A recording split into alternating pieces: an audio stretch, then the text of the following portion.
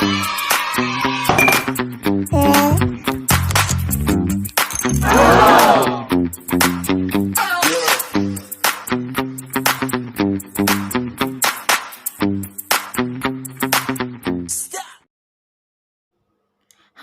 welcome to our math channel.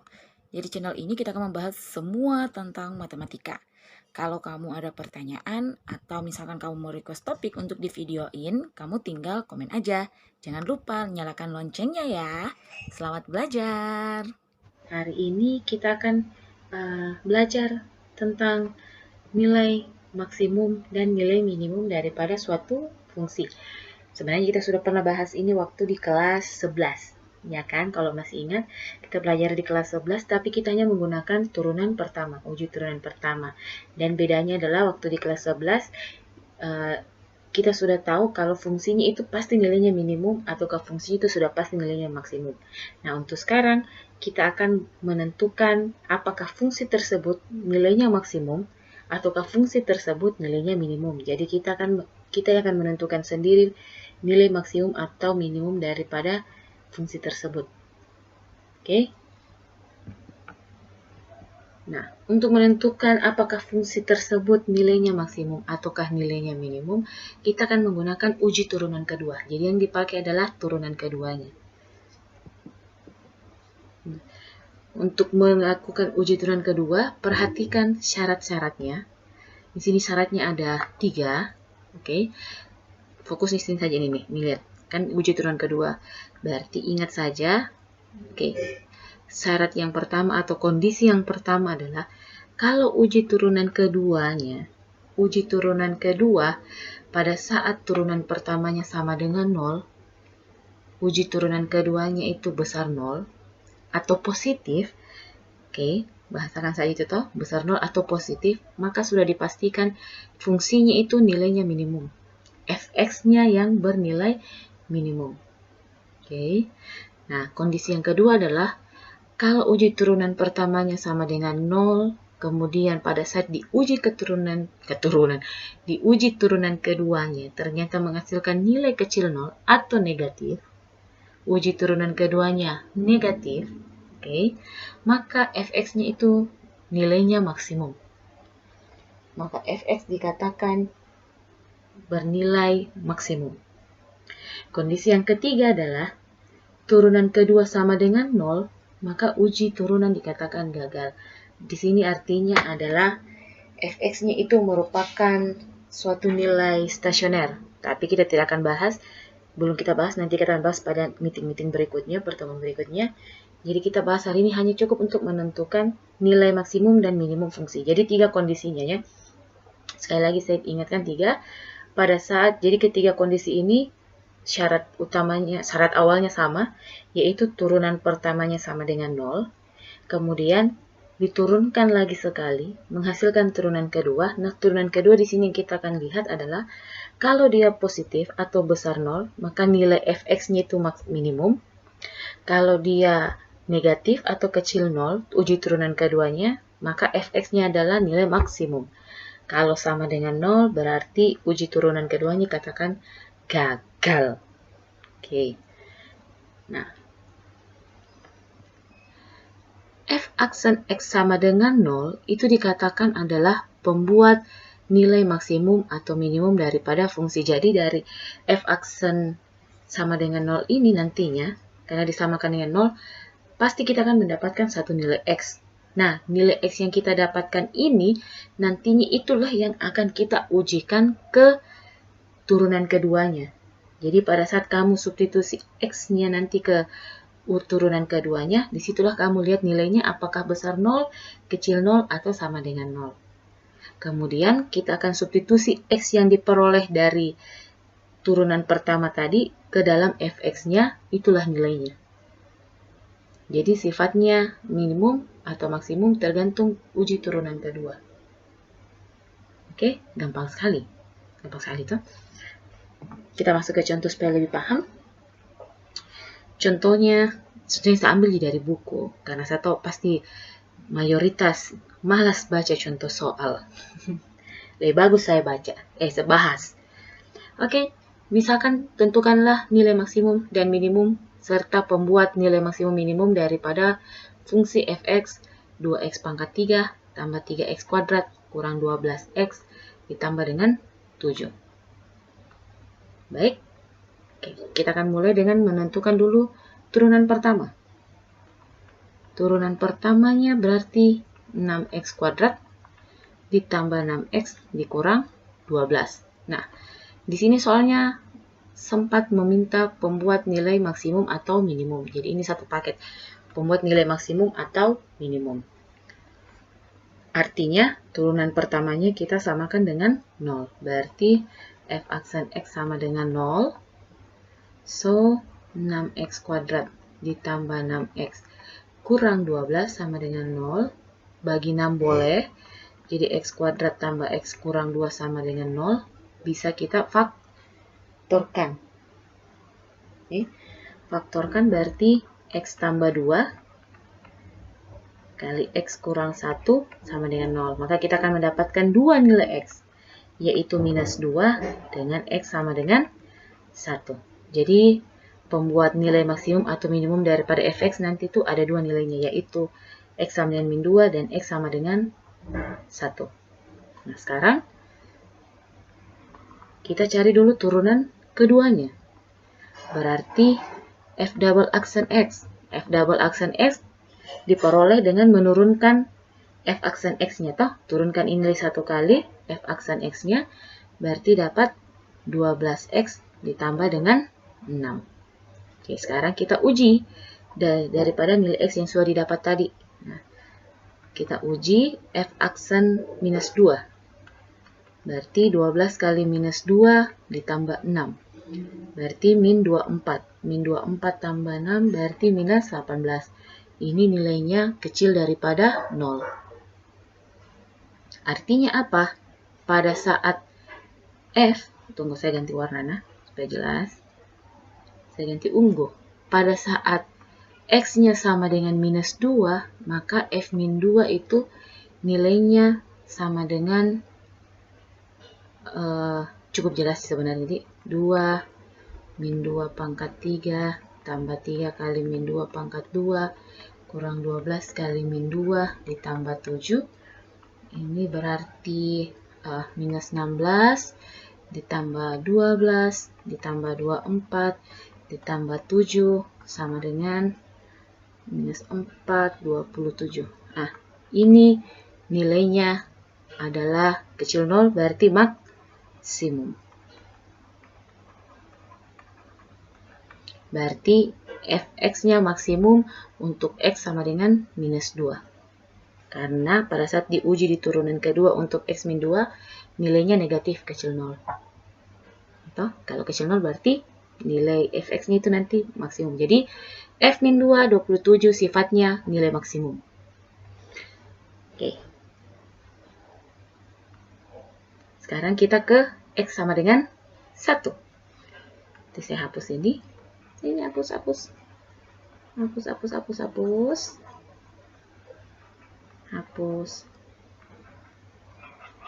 Kita akan lihat.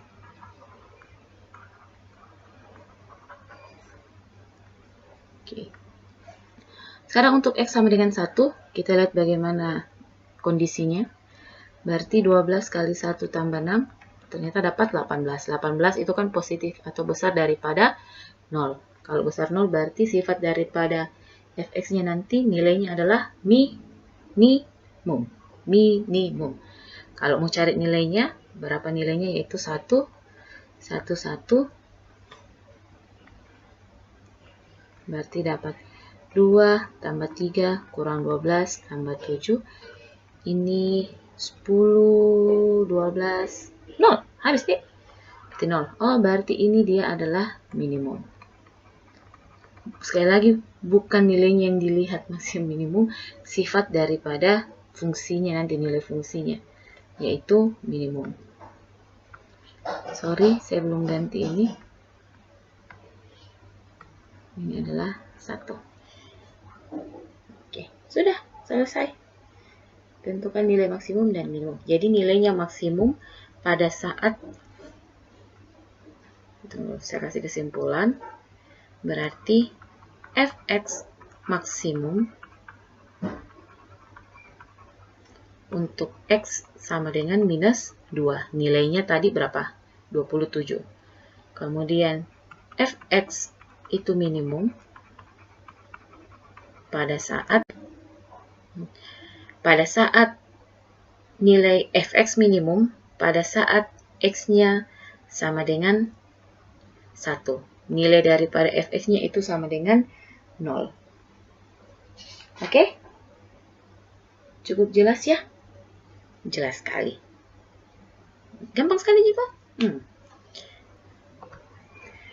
Oke, kita ke contoh berikutnya. Contohnya sekarang adalah fungsi trigonometri. Untuk fungsi trigonometrinya, misalkan fungsinya adalah 2 sin x ditambah cos x dengan domain yaitu x-nya antara 0 sampai 2pi. Oke.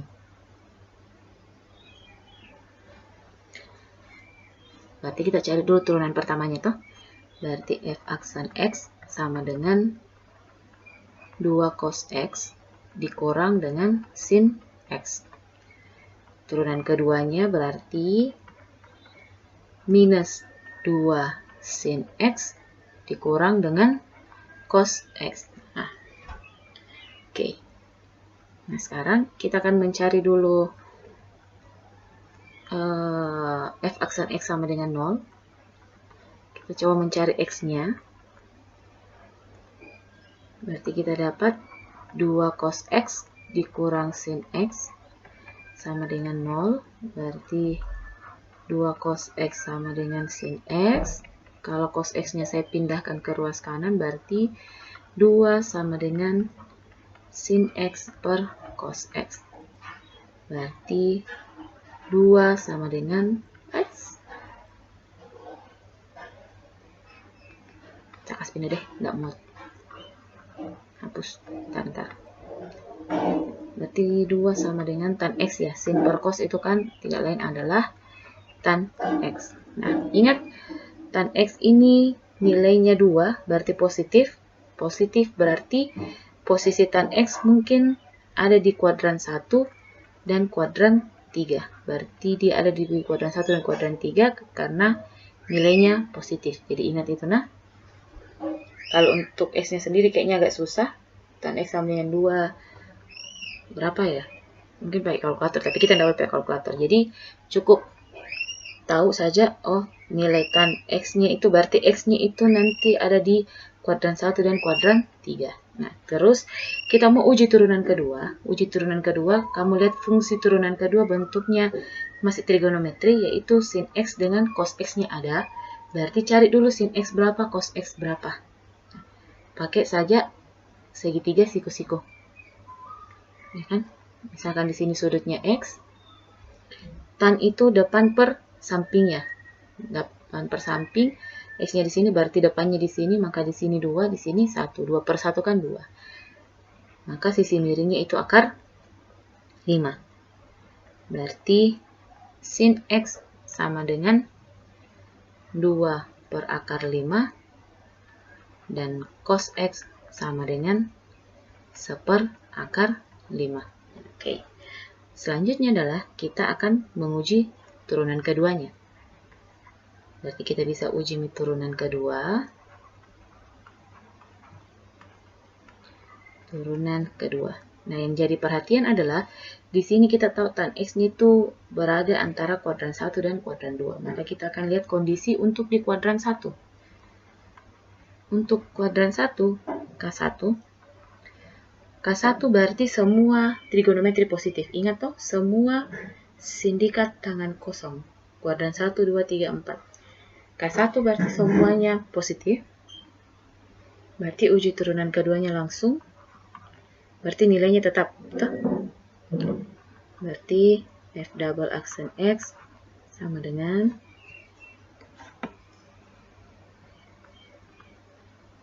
minus 2.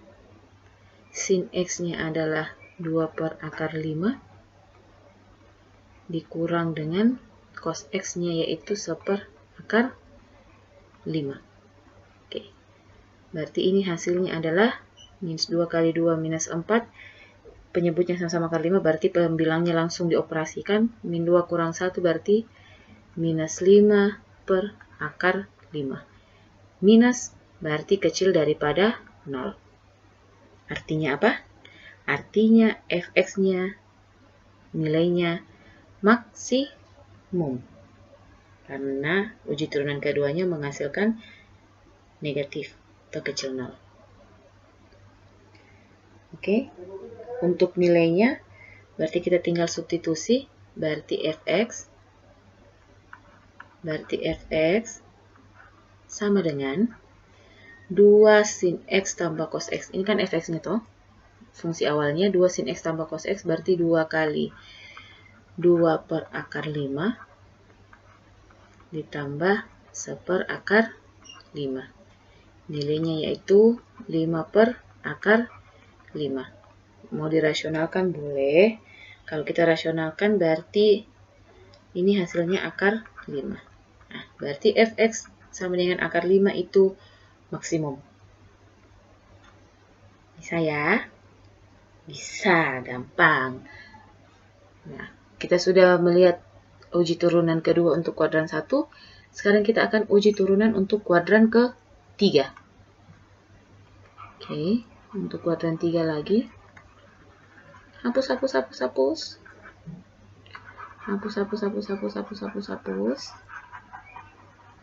Kita main hapus.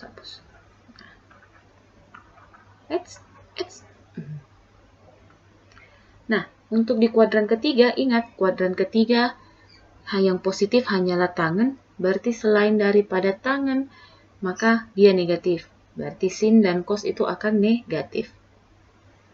Ingat nah, kuadran 3 hanya tan yang positif, artinya nilai sin dan cos negatif. Jadi kalau kita substitusi ke uji turunan kedua, minus 2 kali sin x kita dapat 2 per akar 5 karena dia di kuadran ketiga, maka minus 2 per akar 5. Oke, dikurang dengan cos x per akar 5 karena di kuadran ketiga, ini kuadran ketiga, kita baca kuadran ketiga, maka cos itu negatif, berarti min 1 per akar 5.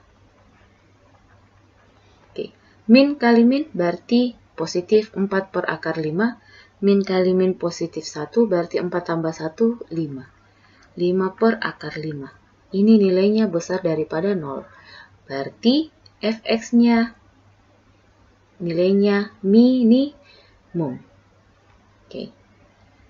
Untuk besar nilai daripada fx-nya yaitu minus 2 kali kok minus 2? Sorry. Bukan minus 2. Fungsi awal ya. 2 kali min 2 per akar 5 ditambah min 1 per akar 5. Iya. Berarti nilainya adalah 2 min 2 minus 4 ditambah min 1 berarti min 5 per akar 5. Kalau kita rasionalkan, kita akan dapat minus akar 5. Oke. Jadi fx-nya minus akar 5 itu nilainya minimum.